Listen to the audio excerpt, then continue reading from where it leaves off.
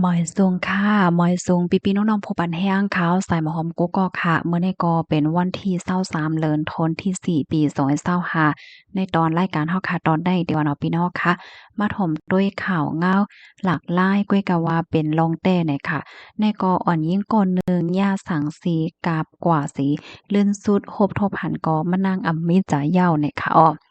เมื่อวันที่20เดือนธันที่4ปี2025เนี่ยค่ะก็มีข่าวเงาออกมาว่ามีนางหญิงคนหนึ่งเนาะถูกย่าสังสีในกาบกว่าเสียวก็ก้นวานเขาจ้อมหากว่าหามากก็มานั่งในซัมปอลูเซนสายใจกว่าเหย้าเนี่ยค่ะอ่อนยิ่งก็ได้ก็อายุไล14ปีเนี่ยค่ะมานั่งในถูกย่าสังสีกาบกว่าเนาะเมื่อพอกดีมานั่งมีไว้อยู่ดีเฮิรนเย่เขาเฮิรนเย่เขานั้นซ้ำมันอยู่จำดีอันเปิ้นเลงโตซาดเฮ็ดจังไหนเปิงเป็นได้ก็มันเป็นที่เคนยาว่าไหนคะระหว่างเที่ยงก้นหนึ่งเนาะอันเขาเป็นอ้อยก่อกันนั่นเขาเนี่ยก็ลาดว่าเมื่อพ้องดีเขาอยู่ว่าอยู่ดีหิมห้อมเฮิรนว่าสังว่าเจ้านายค่ะนะก็ไล่หันสังสีในค่ะมากราบเอาหลวนยิ่งก็นั่นกว่าเฮ็ดจังได๋ค่ะเฮ็ดแลมานั่งเนี่ยก็เป็นก้นตีแนบตึงลัดถึงผู้ใหญ่ก้นโลงเขากำเหลียวนั่นน่ะนะกำนันเปิ้นก็อ่อนกันจอมหาเนาะจอมหากว่าจอมหามาเนี่ยก็ไล่คบทบหันหลวนยิ่งก็นั่นก็บ่รู้สึงสาใจกว่าเหย้าเฮ็ดไหนก้อยกะว่าสังสีโตนั้นแต่ก็หันโตมันป้าเฮ็ดไหนค่ะกำในเจอเขาก็คัดใจจ้อมหาสังสีโตนั่นค่ะเนาะอ้อเฮ็ดในเหี่ยวก็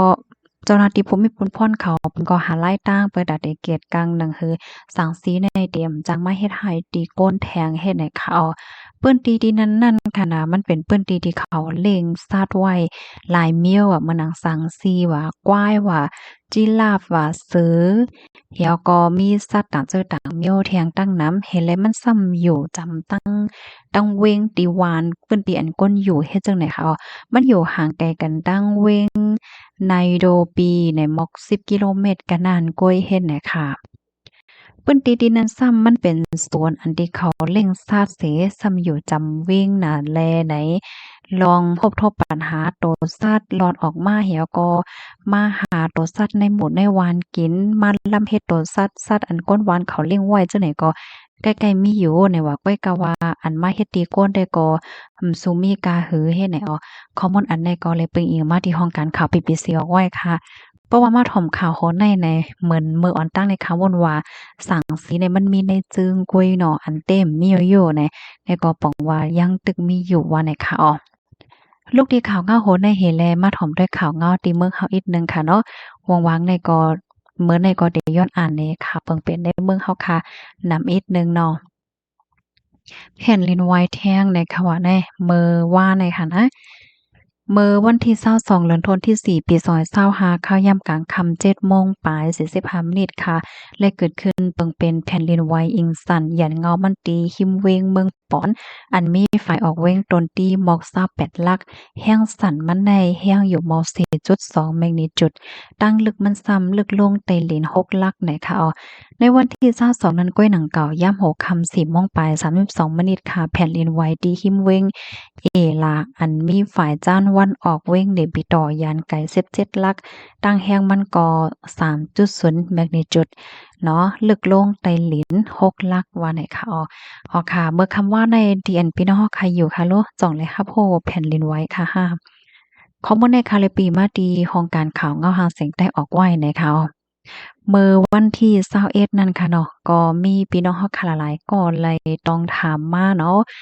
ยินข่าวว่าแผ่นดินไหวใน5แผ่นดินเตียวไหวเฮาแห้งในสังสิงหาให้เนี่ยน่ะเนาะอันนั้นก็เลยฮู้ว่ามันก็เป็นตั้งฝ่ายของการสื่อข่าวใหญ่เขาเพิ่นก็ออกมาเปิ้นพาว่ามันเป็นข่าวตู้ข่าวปลอมโกยให้ในนั้นน่ะเนาะเกี่ยวก็ไปลองข่าวตู้ข่าวปลอมได้ก็ไม่ใจถึงพี่น้องเฮาค่ะแต่หันนะบางป้องในเฮาค่ะได้หันก้นเอาคลิปป๊อดๆจังไหนค่ะเนาะมาต่างว่าเป็นแผ่นดินไหวที่นั่นว่าที่เป็นนี่ว่าที่เป็นในว่าเฮิรนตึกที่นั่นก่นปังว่าส่งอันไหนบางอันในมันใจอันเต้มันค่ะเนาะมันเฮ็ดให้ก้นตีอันไรฮู้ไรหันยอก็ตกใจ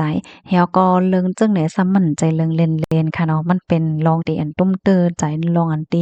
ลีโกลีกักลีตกใจนั่นค่ะนะมันจังก้นตีมีตั้งเป็นโหดใจ5มีตั้งเป็น อันตกใจง่ายห้าอันว่าแน่หลีไม่ใจแท้ๆค่ะกำนั้นแลแค่ปันตั้งแค่ใจพี่น้องเฮาค่ะว่าเพราะว่าเฮาค่ะได้รับถอมรับสื่อติดตามอีหยังแหน่เฮาค่ะโลเลิกอันที่เฮาค่ะยุ่มยามตั้มใจไลนั่นเตลีเลอเสเปิ้นสุดในค่ะนะคือเต็มตื้อคึกป้ายใจเฮาในค่ะเนาะ เฮาก็เกี่ยวกับไปลองแผ่นดินไหวในตั้งฝ่ายผู้รู้เขาค่ะเนาะเปิ้นก็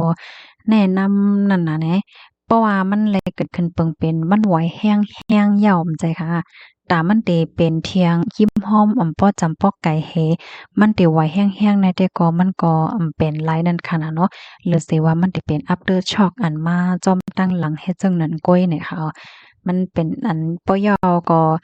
ลองว่าแผ่นดินเตไหวเมินไหล จึงหือ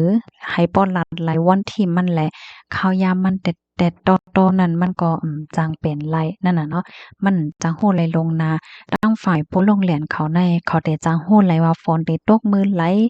เนาะมวยได้ตกสังสิงแต่กัดเต็มไม้อันเนี้ยเขาโหไหลค่ะเนาะก้อยกะว่าลองว่าแผ่นดินได้ไหวในนั้นมิตรไผไหลโหไหลลงนาเนี่ยอ้อกำนั้นแลอันเนี้ยก็ใครป้องแรงในปันพี่น้องเฮาค่ะเนาะให้ไหลสติโดยปานในการรับสื่อในลูกดีเขาก็โหในเห็นแหละกำในเฮามาถ่อมด้วยขาวแทงโหมาด้วยดิงเงาลายดีหนองเขียวอีกหนึ่งเนาะ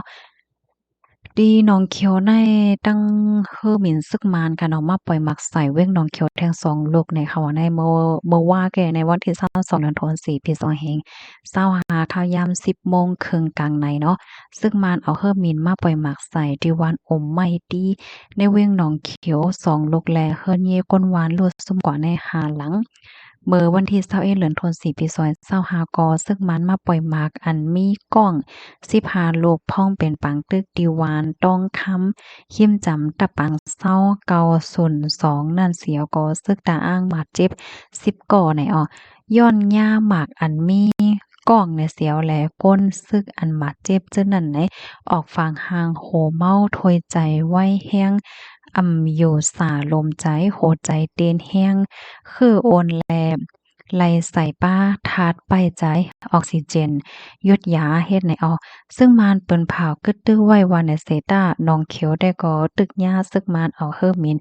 มาปล่อยหมักอยู่ละหลายปอกละหลายกำของสิซึ่งมานได้ก็เปิ้นเผากึดตึกเมื่อวันที่2เดือนธันวาคมปี2525ต่อถึงวันที่22เดือนธันวาคมปี2525ขอบเต็ม20วันฝ่ายซึ่งมานได้ก็ดึกเอาเฮอมิน มาปล่อยหมักใส่อองตีขึ้นเย่ก้นหวานอำทัดอำว้ายไหนค่ะค่ะข้อมูลในกอคาเลยปีมาที่ห้องการข่าวเงาหางแสงได้ออกไว้นะคะยินโจมพี่น้องเฮากูก็ที่รับถอมปันแห้งค่ะเนาะย้อนให้อยู่เลยกินหวานและหลอดเพกันกูก็ค่ะมอยสูงค่ะ